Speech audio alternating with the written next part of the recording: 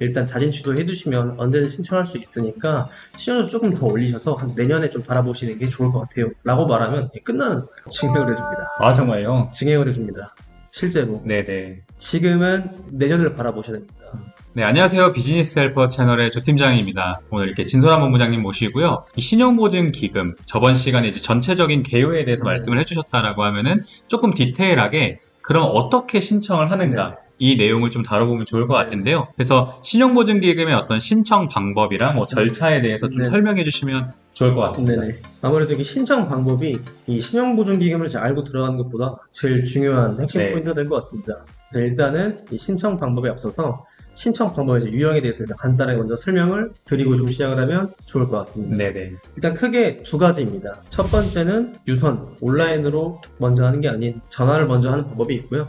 두 번째는 홈페이지에 이제 회원 가입을 해서 신청을 한 다음에 전화가 이제 기금에서 오게끔 하는 방법을 해서 크게 이렇게 두 가지의 방법이 있습니다. 네. 내가 직접 전화하는 거 아니면 온라인으로 신청하는 네, 거. 맞습니다. 이렇게 두 가지 말씀을 네. 해주셨는데요. 그러면은 전화로 하는 게 유리한지 네네. 아니면 온라인으로 이렇게 신청하는 거 간편하니까 이런 것들이 네네. 유리한 건지 어떤 게 좀 더 유리할까요?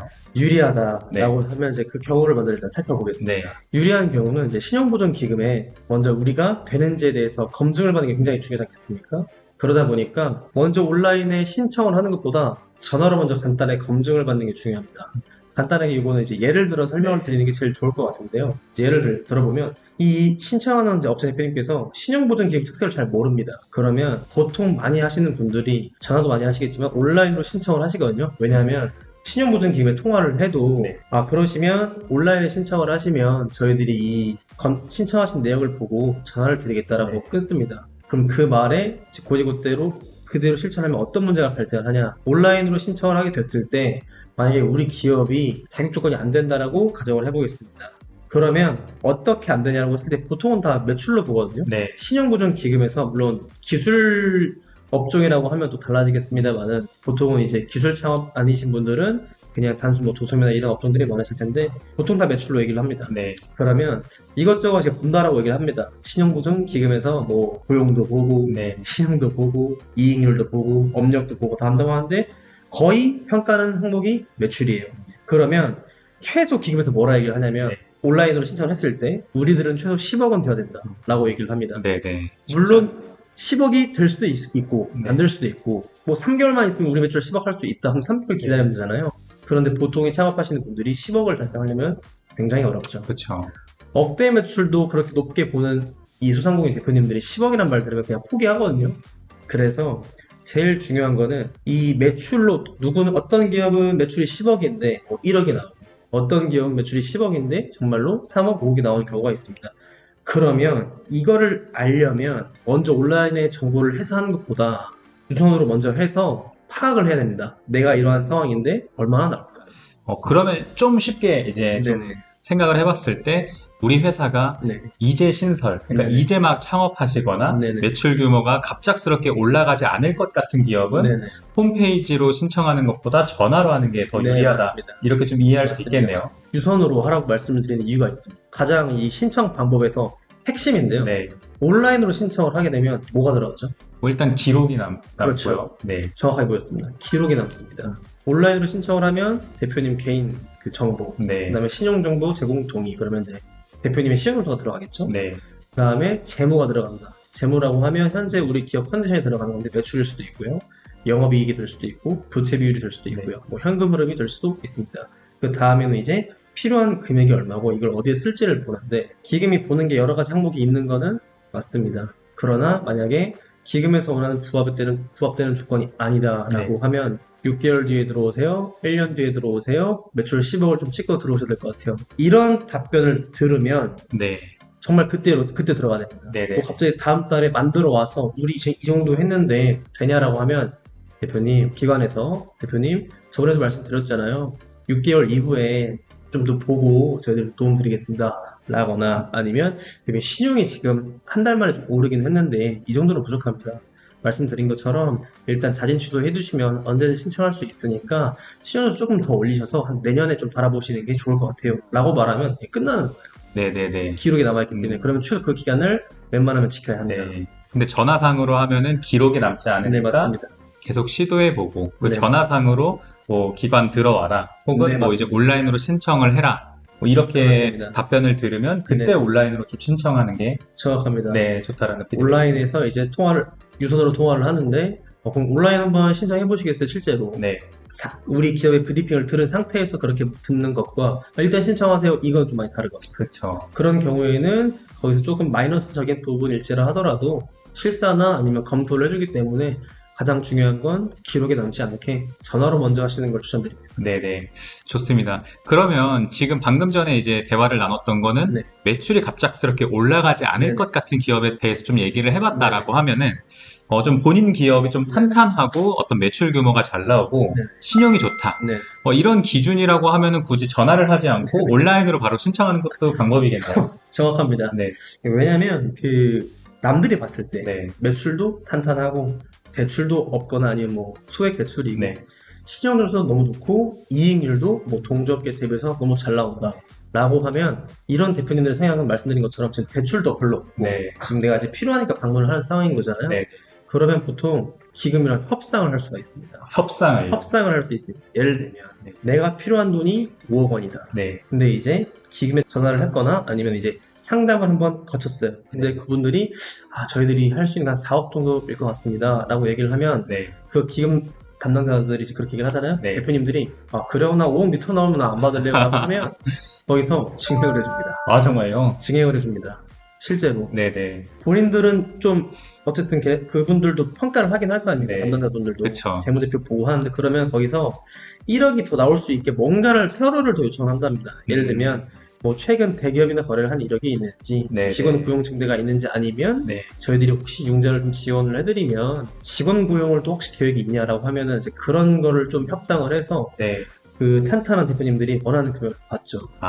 그 기관 담당자들도 아무튼 있고 자금을 실행해주는 명분이 좀 네, 필요하죠. 맞습니다. 네, 그렇죠. 명분만 좀 만들어주는 네, 거예요. 맞습니다. 그래서 이제 아까 말씀드린 것처럼 기관에서 그럼 혹시 저희들이 이제 융자를 지원을 해주면 혹시 추가 고용이 한 2명, 3명 가능하실까요? 물어보는 이유가 기관 담당자가 이게 실적 제도입니다. 아실 분들은 또 아실 것 같고 네. 모르실 분들은 모르실 것 같은데 제가 신용보증 기관 담당자고 중소기업 대표님들 융자를 지원을 해주면 이 융자를 받은 기업에서 고용을 한다. 아니 뭐 특허를 한다.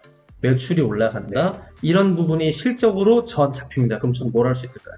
승진을 할 수 그렇죠. 있는. 승진을 할 수 있는 자격 조건에서 가점을 받겠죠. 네. 그렇기 때문에 그래서 기금에서 보수적으로 보고 될 것 같은 기업한테 융자를 해주고 네. 안 될 것 같으면 최소 이 정도는 해야 내가 융자를 지원했을 때 나도 실적이 쌓이겠다. 그래서 눈이 높은 겁니다. 네. 그렇군요. 되게 재밌는데요. 그러면은 이 전화로 먼저 좀 상담을 해야 되는 경우에는 어떤 대표님들께 좀 권장드리면 좋을까요? 여러 가지 이유가 있을 것 같습니다. 뭐 창업이실 것 같기도 하고요. 아니면 뭐 창업하고 업력이 너무 오래됐다든지 뭐 되게 자세하게 좀 그 컨디션이 다 다를 것 같은데 네. 본인의 사업자가 돈이 나올까? 라는 의구심이 드는 대표님들이 전화를 해보는 게 좋습니다. 이게 무슨 말이냐면 모든 기업의 현황은 누가 제일 잘 알죠? 내가 제일 그렇죠. 잘하죠. 그 중소기업의 대표님들이 제일 잘합니다. 그 대표님들께서 내가 지금 컨디션이 매출이 하락을 하던 네. 매출은 좋아. 뭐 예를 들어서 매출이 100억인데도 이익률이 1%인 대표님들이 있거든요. 네네네. 그럼 100억에 1%면 이익이 1억이잖아요. 네. 남들은 매출 100억 하면 우와 하지만 정말 그 속을 열어봤을 때 1억밖에 마진이 안 난다라고 하면 똑같은 100억일 때도 당연히 한도와 이런 지원 항목이 달라지겠죠. 그래서 이런 걸 봤을 때 내가 일단 첫 번째 금액이 나올까 의구심이 든다라든지 두 번째 제가 필요한 돈이 뭐 예를 들어서 3억이다. 그러면 내가 3억이 필요한데 1억밖에 안 나올 것 같아. 그럼 나는 이게 신청을 하는 게 맞을까? 아니면 뭐 좀 더 기다려서 네. 올리고 들어야 될까? 이렇게 판단이 설 수 있잖아요. 네. 그렇기 때문에 첫 번째는 내가 나올까? 내가 이 신청을 하면 우리 기업의 돈이 나올까가 첫 번째는 유선으로 하시는 게 좋을 것 같고 네. 두 번째는 내가 뭐 안 좋은 게 있다. 매출이 하락이다. 업력이 국가에서 봤을 때 너무 오래됐다. 창업이 아니니까. 국가는 아시다시피 창업을 좀 위주로 좀 많이 도와주다 보니까요. 아니면 뭐 내가 신용이 좀 안 좋아. 그럼 나는 신차면 어차피 떨어질 것 같은데 전화하는 게 또 맞을까? 기록이 또 남지 않을까? 이렇게 궁금하실 수 있잖아요. 네네네. 전화로는 다 편하게 다 말씀하셔도 되고 내가 신용이 안 좋다. 그럼 거기서는 신용이 몇 점이냐 물어보거든요. 더 이상 등급으로 얘기를 하지 않습니다. 네네. 그래서 뭐든지 지금 내가 갖고 있는 아킬레스건이 하나씩 있다라고 하면 전화로 먼저 푸시고 거기서 오케이 이걸 알겠으니까 요거를 조금 풀면은 우리들이 뭐 다음 달 두 달에 만에 바로 해결된다고 하시면 그때 전화 줘도 늦지 않을 것 같다라고 담당자가 얘기를 합니다. 그러면 그때 한번 또 노크를 하면 6개월, 1년 기다릴 필요 없이 조금 더 빠르게 가능할 것으로 보여집니다. 너무 좋습니다. 일단 네네. 본부장님 말씀을 들어보니까요. 조금 내 기업에 어떤 아킬레스건이 네네. 좀 있다라고 하면 일단은 전화로 네네. 기록이 남지 않으니까요. 네, 전화로 먼저 좀 확인해 보는 게 좋을 것 같고요. 네. 근데 그럼에도 불구하고 어떤 절대적으로 안 되는 거 네. 그런 또 기준도 있지 않을까요? 절대적으로 안 되는 기준. 네, 크게 좀 두 가지로 나눠볼 수 있을 것 같습니다. 신용보증기금이 아무래도 이제 국가에서 운영하는 그 금융 전문 기관이다 보니까 두 가지를 좀 절대적으로 보는데 네, 첫 번째는 은행이자 연체입니다. 뭐 대출이자가 될 수도 있을 네. 것 같고 카드이자가 될 수도 있는데 연체 있을 수 있습니다. 네, 네, 저도 해봤습니다. 뭐 하루 이틀? 음. 하루 이틀은 신용에 영향이 가나요? 안 가나요? 안 가죠. 네, 안 갑니다. 그런데 영향이 가는 시점이 있습니다. 네, 보통은 이제 뭐 일주일 아니면 이제 2주일인데 네, 이자 연체가 물론 있을 수 있습니다. 사업의 가벼운 뭐 오류나 실수라고 볼 수 있겠죠. 네네. 근데 장기 연체는 점수를 떨어뜨리게 하는 것보다 안 좋은 게 있어요. 등록이 되거든요. 네, 네, 연체 등록이 되면 뭐 할 수가 없습니다. 무슨 말이냐? 은행이나 모든 그 금융기관에서는 이자 연체가 등록이 되어 있으면 지금 저희 촬영일이 23년도 10월 16일이거든요. 10월 달에 연체가 등록이 됐다라고 하면 무조건 절대적으로 6개월 뒤에 가능합니다. 네, 네, 6개월 이전에는 절대 안 됩니다. 신용등급이 1000점인데 이자연체가 있어서 네, 그 이자연체 10만원도 얼마밖에 안 떨어지거든요. 네네. 등록이면 뭐 떨어져봤자 한 2, 30점 떨어질까요? 10만원이면? 그럼 970점이잖아요. 네, 1000점에서 1등급입니다. 1등급인데 이자연체 하나로 6개월 뒤에 신청할 수 있습니다. 굉장히 뼈아픈 네, 네, 리스크죠. 당장 필요하다고 하면. 네, 네, 네, 두 번째, 이거는 좀 저도 솔직히 말하면 이렇게 물어보시는 분들은 저도 좀 화를 내는 편입니다. 네, 네, 어떤 케이스면 세금 체납입니다. 네, 국가에서 하는 거니까 세금 체납 이거 좀 유예해주고 봐줘야 되는 거 아니야 라고 하는데 네. 국가가 돈을 빌려주는데 세금 체납이 있으면 그걸로 어떻게 그 협상을 하시려고 그러십니까? 그렇죠. 이렇게 말씀하시는 분들은 기관에서도 그렇게 착하신데 화를 내세요. 무슨 말이냐면 내가 뭐 부가세나 종합소득세가 체납되어 있다. 네, 돈 주면 밀겠다. 말이 안 되죠. 네. 애초에 그 운영자의 목적이 어떻게 되죠? 뭐 일단 뭐 돈을 뭐 매출을 일으키는 건데, 네네. 네, 뭐 매출을 일으키든 아니면 사업의 보탬이 되야 되는데 네. 세금은 사업의 보탬이 되는 게 아니죠. 네, 개인을 위한 거지 네, 않습니까? 네, 네, 아니면 기업의 안 좋은 채무를 위한 건데 세금을 내는 대신 조건으로 주는 건 없습니다.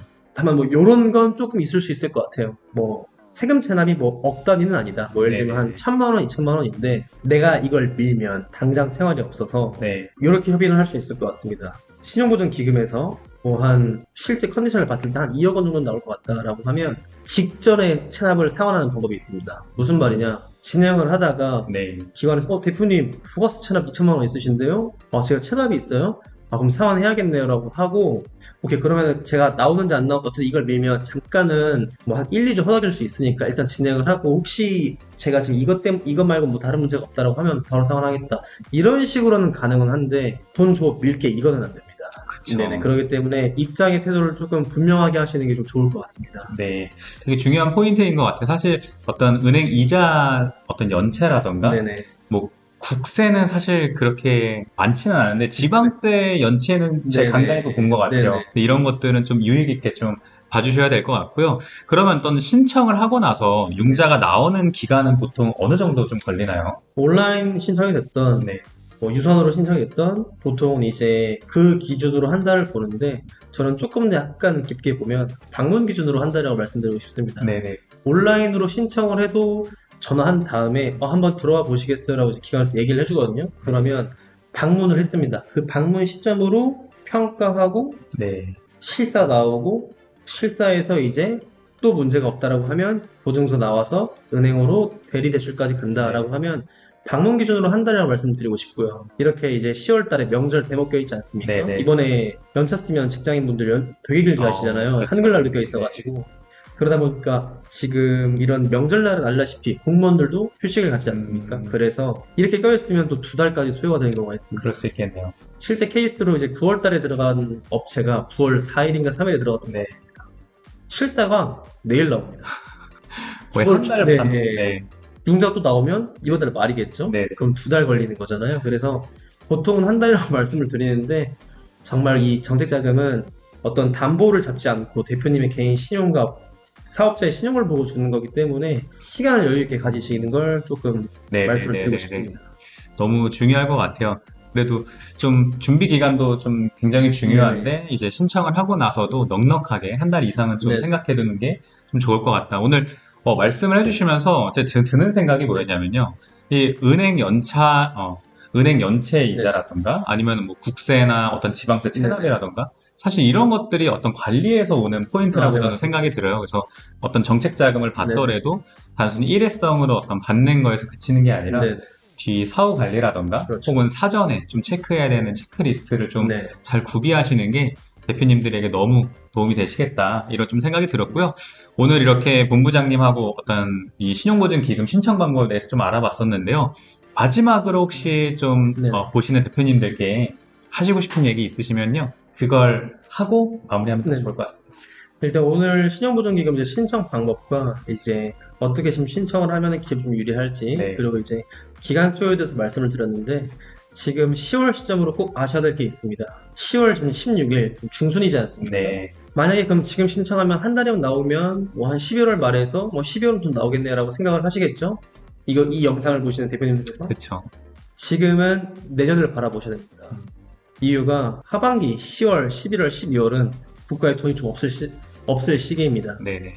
물론 지역마다 다르겠지만 거의 없다고 보시고 진행을 하셔야 된다. 어떤 진행이냐? 내가 지금 돈이 필요한데 한 달 정도 걸려서 받을 수 있으면 좋은데 두세 달은 좀 못 기다릴 것 같다. 그러면 다른 뭐 담보대출이나 뭐 이금융권이나 네. 최악이긴 하지만 이쪽으로 보셔야 됩니다. 지금은 돈이 안 나올 시기이기 때문에 안정적으로 사업을 운영을 하시면서 1월에 받아야 되기 때문에 네. 지금 제가 마지막으로 드리고 싶은 말씀은 하반기라서 신청을 한다고 또 나오는 게 아니라 국가에 돈이 없을 시기이니 앞으로 3개월 정도는 자금이 좀 허덕이지 않게 준비를 잘 하셨으면 좋겠습니다.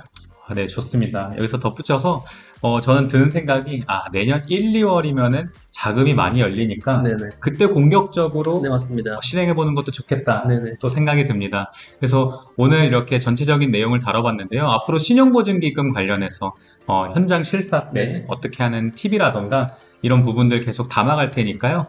앞으로 비즈니스 헬퍼 채널 많이 이용해 주시면 좋을 것 같습니다. 그래서 오늘 네. 이렇게 방문해 주신 진선한 본부장님께도 감사 인사 전하고요. 네, 시청자분들에게도 감사 인사 전하도록 하겠습니다. 네, 감사합니다. 감사합니다.